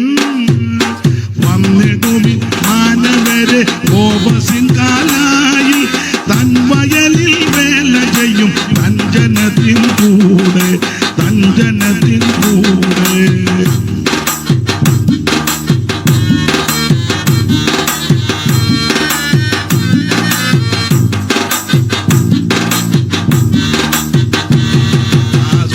ദേശം വിട്ട് തൻ്റെ അമ്മയോടുകൂടെ ചേർന്ന രൂത്തു ഭാഗ്യം വെച്ചാൽ ബോവസിൻ കാലായിൽ.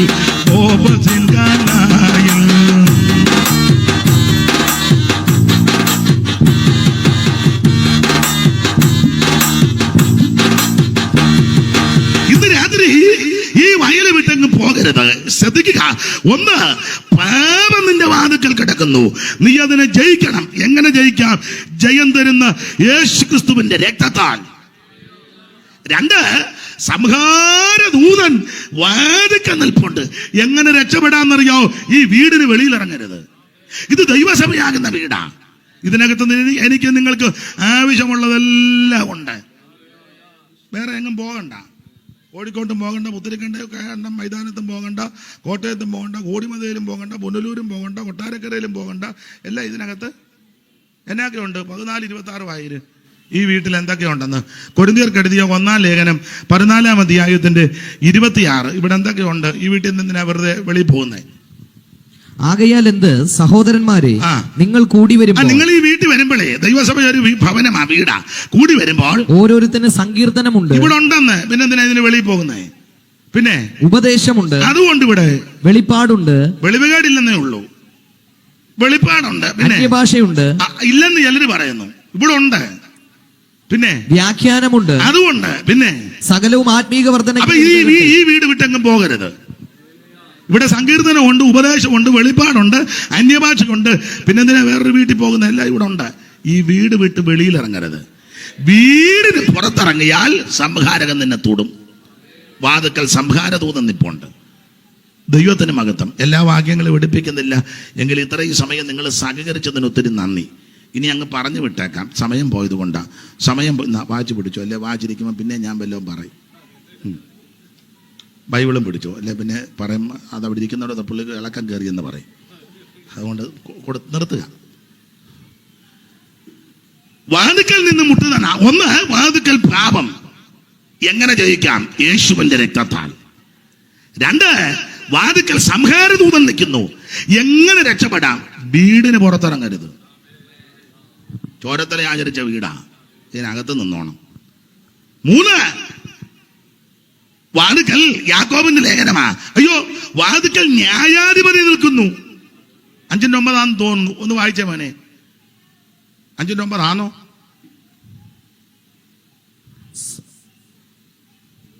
അതെ. സഹോദരന്മാരെ, വിധിക്കപ്പെടാതിരിപ്പാൻ ഒരുവന്റെ നേരെ ഒരുവൻ ഞരങ്ങിപ്പോകരുത്. ഇതാ ന്യായാധിപതി വാതിൽക്കൽ നിൽക്കുന്നു. ന്യായാധിപതി വാതിൽക്കൽ നിൽക്കുന്നു. എന്നെ നിങ്ങളെ ന്യായം വിധിക്കുവാൻ ഒരുവൻ വാതിൽക്കൽ നിൽക്കുക.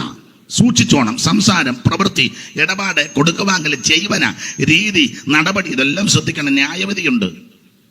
ന്യായവിധി. ഈ ന്യായവിധി ആർക്കാ? ദൈവമക്കൾക്കാ. നമുക്കാ ന്യായവിധി. മറ്റവർക്കോ? അവർക്ക് ശിക്ഷാവിധിയാ. നമുക്ക് ശിക്ഷാവിധി ഇല്ല. പക്ഷെ ഞാനൊരിക്കൽ പ്രസംഗിച്ചവൻ പറഞ്ഞു, കർത്താവ് കാഹളം ധ്വനിക്കും, വിശുദ്ധന്മാർ ഇവിടുന്ന് എടുക്കപ്പെട്ട ഉടനെ സ്വർഗത്തിൽ ചെല്ലും. അപ്പോൾ സ്വർഗത്തിൽ ചെന്നാൽ ഉടനെ എന്നാന്ന് ചോദിച്ചപ്പോൾ ഒരാൾ പറഞ്ഞ് കല്യാണമാണ്. ഞാൻ പറഞ്ഞു എന്നെ കഴിപ്പിക്കയച്ചിട്ട് സമാധാനപ്പെടാൻ പറഞ്ഞു. ചെന്നാൽ ഉടനെ കല്യാണം. അവൻ 2 കെട്ടിയതാ. എന്നിട്ട് പിന്നെ ചെന്നാൽ ഉടനെ കല്യാണമല്ല. വേറെ തള്ള പറഞ്ഞു ചെന്നാൽ ഉടനെ ആരാധിക്കാം. ഞാൻ പറഞ്ഞു തള്ളേ എന്തും വീണ്ടും സമയമുണ്ട്, തള്ള ഇരുന്ന് ഉറങ്ങുക, എന്നിട്ട് ഇനി അവിടെ ചെന്നിട്ട് വേണമെന്ന്. ചെന്നാൽ ഉടനെ ആരാധനയൊന്നുമല്ല. അപ്പോൾ ഒരാൾ ചോദിച്ചു പിന്നെ എന്നാന്ന്. ഞാൻ പറഞ്ഞു ചെന്നാൽ ഉടനെ ന്യായവിധിയാ. അപ്പോൾ അവൻ ചോദിക്കുക പിന്നെയും പ്രശ്നമാണോ എന്ന്. ഞാൻ പറഞ്ഞു പ്രശ്നമല്ല, ന്യായവിധി. പേടിക്കുമൊന്നും വേണ്ട, ന്യായമായ വിധിയാ. ന്യായവിധി നമുക്കേ ഉള്ളൂ. അവനവന് ശരീരത്തിരിക്കുമ്പോൾ ചെയ്യുന്നത് നല്ലതാകലും തീയതാകലും അതിന് തക്കവണ്ണം പ്രാപിപ്പാൻ നാം ഓരോരുത്തരും ക്രിസ്തുവിന്റെ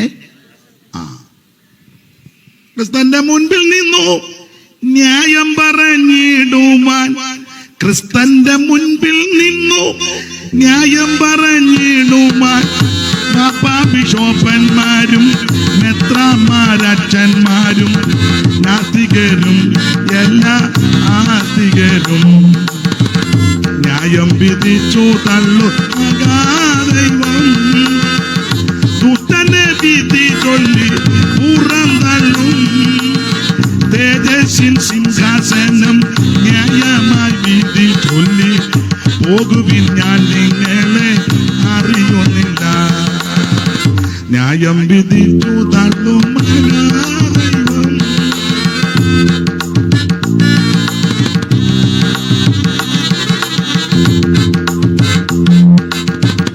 യവനായ കൂട്ടങ്ങളും കത്തോലിക്കരുമെല്ലാം, യവനായ കൂട്ടങ്ങളും കത്തോലിക്കരുമെല്ലാം, യാക്കോബ്യർ മർത്തോമ്യരും പ്രൊട്ടസ്റ്റു സംഘങ്ങളും തേജസ്സിൻ സിംഹാസനെ നിന്നിടും നേരം.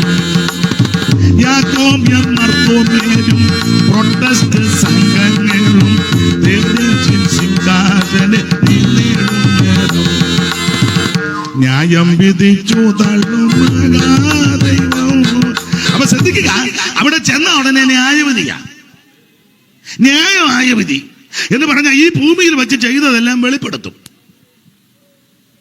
അപ്പൊ ഞാനത് പറഞ്ഞപ്പം ബാവക്കുട്ടി ചോദിച്ചു എല്ലാം വെളിപ്പെടുവോ എന്ന് ചോദിച്ചു. ഞാൻ പറഞ്ഞു എല്ലാം വെളിപ്പെടും. എല്ലാം ഉടനെ ചോദിക്കുക ഞങ്ങളുടെ റോസമ്മ കാണുമോന്ന്. എൻ്റെ ഭാര്യ റോസമ്മ. ഞാൻ പറഞ്ഞ് ഇപ്പോൾ എനിക്ക് മനസ്സിലായി പരുവക്കാണ്. ഞാൻ പറഞ്ഞ് ബാബുട്ടി റോസമ്മയെ കാണിക്കത്തില്ല, സ്തോത്രം, എനിക്കതറിഞ്ഞാൽ മതി എന്ന് പറഞ്ഞു. റോസമ്മ കാണുന്ന അവന് വിഷയം. അപ്പോൾ റോസമ്മയെ അറിയാതെ ഏതാണ്ട് കൊണ്ടാമണ്ടിയല്ല, അതാ റോസമ്മ പിന്നെയും കാണുമെന്നുള്ളതാണ്. ദൈവം നീതിയുള്ള ന്യായാധിപതിയല്ലേ. അപ്പൊ ന്യായവിധി ന്യായമായ വിധിയാ. എൻ്റെ പ്രിയരെ, തീയതാണെങ്കിലും നല്ലതാണെങ്കിലും അതിന് തക്കവണ്ണം പ്രാപിപ്പാൻ ഒരു ന്യായാധിപതിയുണ്ട്. എന്നെ നിങ്ങളെ ന്യായം വിധിക്കും, വാക്കുകളിൽ ന്യായം വിധിക്കും. നിസാര, മൂഢ, ഇതിനൊക്കെ ന്യായവിധിയാ. സ്തോത്രം, സ്തോത്രം. മറ്റുള്ളവനെ പകച്ചാൽ, പഴിച്ചാൽ, ആക്ഷേപിച്ചാൽ, അവനെ നിന്ദിച്ചാൽ, അവനെ വിടക്കെന്നെണ്ണിയാൽ, ഇതിനെല്ലാം ന്യായവിധിയാ. എല്ലാത്തിനും. അതുകൊണ്ട് ഇന്ന് രാത്രി ഓർപ്പിക്കട്ടെ, വാതിക്കൽ ന്യായാധിപതി നിൽക്കുക. ഇന്ന് രാത്രി സൂക്ഷിച്ചു വേണം ഈ ഭൂമിയിൽ ജീവിക്കാൻ. സംസാരം സൂക്ഷിക്കണം, പ്രവൃത്തി സൂക്ഷിക്കണം, ഇടപാട് സൂക്ഷിക്കണം, കൊടുക്കുവാങ്ങൽ സൂക്ഷിക്കണം, സഹകരണം എല്ലാം സൂക്ഷിക്കണം. വാതിക്കൽ ന്യായാധിപതി. ഒരു കാര്യോട് പറഞ്ഞങ്ങ് നിർത്തുക, അതോടെ പറഞ്ഞ് നിർത്തിയേക്കാം. 5:2 വായിച്ചോ. ഉത്തമഗീതം 5:2. വാതിക്കൽ എന്തോ ഉണ്ടെന്നുള്ളതാ. ഉത്തമഗീതം 5:2. ഞാൻ ഉറങ്ങുന്നു എങ്കിലും എന്റെ ഹൃദയം ഉണർന്നിരിക്കുന്നു. വാതിൽക്കൽ മുട്ടുന്ന എന്റെ പ്രിയന്റെ സ്വരം. അതാ വാതിൽക്കൽ മുട്ടുന്ന എന്റെ പ്രിയന്റെ സ്വരം. അർത്ഥം ഇത്രയേ ഉള്ളൂ, യേശു വീണ്ടും വരാറായി. തന്റെ വിശുദ്ധന്മാരെ ചേർക്കാൻ യേശു വീണ്ടും വാതിക്കൽ മുട്ടുന്ന പ്രിയന്റെ സ്വരം. ഇന്ന് രാത്രി തിരുസഭയെ ചേർക്കാൻ അധികം താമസിക്കാതെ അവിടെ നിന്ന് വീണ്ടും വരാൻ പോകുക. തനിക്കായി കാത്തു നിൽക്കുന്ന വിശുദ്ധന്മാരുടെ രക്ഷയ്ക്ക്. ചിലർ താമസമെന്ന് വിചാരിക്കുന്നത് പോലെ കർത്താവ് തന്റെ വാഗ്ദത്തം നിവർത്തിപ്പാൻ താമസിക്കുന്നില്ല. എല്ലാവരും മാനസാന്തരപ്പെടണമെന്ന് വെച്ച് അവിടെ നിന്ന് ദീർഘക്ഷമ കാണിക്കുക. 4:13 മുതൽ തെസ്സലോനിക്ക ലേഖനം നമുക്ക് മനപ്പാഠമാ. വിശേഷിച്ച് 16 മുതൽ കർത്താവ് തൻ ഗംഭീരനാദത്തോടും പ്രധാന ദൂതന്റെ ശബ്ദത്തോടും ദൈവത്തിന്റെ കാഹളത്തോടും കൂടെ സ്വർഗത്തിൽ നിറങ്ങി വരും. യൂദകളുടെ ലേഖനം 14-15 വായിക്കുക. ആദാം മുതൽ 7-ാമനായ ഹാനോക്കും ഇവരെ കുറിച്ച് ഇതാ കർത്താവ് എല്ലാവരെയും വിധിപ്പാനും അവർ അപക്വതയോടെ ചെയ്ത ഭക്തിവിരുദ്ധമായ സകല പ്രവൃത്തികൾ നിമിത്തവും ഭക്തികെട്ട പാപികൾ തന്റെ നേരെ പറഞ്ഞ സകല നിഷ്ഠൂരങ്ങൾ നിമിത്തവും ഭക്തികെട്ട പാപികളെയൊക്കെ ബോധം വരുത്തുവാൻ 1000 വിശുദ്ധന്മാരോട് കൂടെ വന്നിരിക്കുക. ഇനി എത്രയും അല്പകാലം കഴിഞ്ഞിട്ട് വരുവാനുള്ളവൻ വരും, താമസിക്കുന്നുമില്ല. തനിക്കായി കാത്തു നിൽക്കുന്ന വിശുദ്ധരുടെ രക്ഷയ്ക്ക് അവിടെ നിന്ന് വീണ്ടും പ്രത്യക്ഷപ്പെടാൻ പോകുക. ഇന്ന് രാത്രി വാതിക്കൽ നിന്ന് മുട്ടുന്ന പ്രിയന്റെ സ്വരം. ആരാണ് ഇവിടുത്തെ വരവിൽ പോകുന്നത്? ഒറ്റവാക്കി പറഞ്ഞു നിർത്താം. മാനസാന്തരപ്പെട്ട് രക്ഷിക്കപ്പെട്ടവർ പോരാ, വെള്ളത്തിൽ മുങ്ങി പിതാവിന്റെയും പുത്രന്റെയും പരിശുദ്ധാത്മാവിന്റെ നാമത്തിൽ സ്നാനപ്പെട്ടവർ തീർന്നില്ല, അഭിഷേകം പ്രാപിച്ചവർ പോരാ, തിരുമേശ എടുക്കുന്നവർ, വേർപാട് ആചരിക്കുന്നവര്, അപ്പോസ്തലിക ഉപദേശത്തിൽ നിൽക്കുന്നവർ, കൂട്ടായ്മ ആചരിക്കുന്നവർ, പ്രാർത്ഥന കഴിക്കുന്നവർ, ദൈവത്തോടും മനുഷ്യരോടും കുറ്റമറ്റ മനസാക്ഷിയോടെ ജീവിച്ച് ഓരോ ദിവസവും മാനസാന്തരപ്പെട്ട് അവിടുത്തെ വരവനായി നോക്കി പാർക്കുന്ന വിശുദ്ധന്മാരെ ചേർക്കാൻ യേശു വീണ്ടും വരും. വാതിക്കൽ നിന്ന് മുട്ടുന്ന പ്രിയന്റെ സ്വരം. ഇന്ന് രാത്രി വാതിക്കൽ 1 പാപം കിടക്കുന്നു. എങ്ങനെ ജയിക്കാം? യേശുവിന്റെ രക്തത്താൽ. 2 വാതിക്കൽ സംഹാരദൂതൻ. എങ്ങനെ വിടുതൽ പ്രാപിക്കാം? ഈ വീടിന് വെളിയിൽ ഇറങ്ങരുത്. 3 വാതിക്കൽ ന്യായാധിപതി നിൽക്കുന്നു. വാക്കും പ്രവൃത്തിയും സംസാരവും നോട്ടവും നിരൂപണവും എല്ലാം സൂക്ഷിച്ചോണം ഒരു ന്യായപതിയുണ്ട്. 4 വാതിക്കൽ പ്രിയന്റെ ശബ്ദം കേൾക്കാൻ പോകുകയാ. ഇന്ന് രാത്രി ഈ കർത്താവിന്റെ വരവിൽ ആരും കൈവിടപ്പെട്ടു പോകരുത്, ആരും നശിച്ചു പോകരുത്, ആരും പട്ടുപോകരുത്. അവിടുത്തെ വരവിൽ എടുക്കപ്പെടുവാൻ ഇന്ന് രാത്രി നമുക്ക് സമർപ്പണത്തോടെ മടങ്ങിപ്പോകുക. എല്ലാവരും ഒരു നിമിഷം ഒന്ന് പ്രാർത്ഥിച്ചാട്ടെ. എൻ്റെ യേശുവേ എന്നെ രക്ഷിക്കണം, എൻ്റെ യേശുവേ എൻ്റെ ഉള്ളത്തിൽ വരണം, എൻ്റെ യേശുവേ അവിടുത്തെ പൈതലാക്കി മകനാക്കി മകളാക്കി തീർക്കണം. അവിടുത്തെ വരവ് ഞാൻ കൈവിടപ്പെട്ടു പോകരുത്. എല്ലാവരും ഒരു നിമിഷം ഒന്ന് പ്രാർത്ഥിച്ചാട്ടെ. ദൈവത്തിന്റെ മഹത്വം, ദൈവത്തിന്റെ മഹത്വം, ദൈവത്തിന്റെ മഹത്വം. ഹല്ലേലൂയ. കണ്ണടയുന്നതിന് മുമ്പ് യേശുവിനെ രക്ഷിതാവായി സ്വീകരിച്ചോണം. മരണം നിന്നെ പിടികൂടുന്നതിന് മുമ്പ് ആമേ ക്രിസ്തുവിന്റെ രക്ഷിതാവായിട്ട് ഏറ്റെടുക്കണം. ഇനി അധികം താമസമില്ലാതെ യേശു വരും. കാലം അധികമില്ല. എല്ലാവരും ഒരു നിമിഷം ഒന്ന് പ്രാർത്ഥിച്ചാട്ടെ. ദൈവത്തിന് മഹത്വം, ദൈവത്തിന് മഹത്വം, ദൈവത്തിന് മഹത്വം. എല്ലാവരും ഒന്ന് സമർപ്പിച്ച് പ്രാർത്ഥിച്ചാട്ടെ. കർത്താവേ അവിടുത്തെ തൃക്കരങ്ങളിൽ എന്നെ സമർപ്പിക്കുന്നത്. എല്ലാവരും പ്രാർത്ഥിക്കാം. ദൈവത്തിന് മഹത്വം, ദൈവത്തിന് മഹത്വം, ദൈവത്തിന് മഹത്വം, ദൈവത്തിന് മഹത്വം.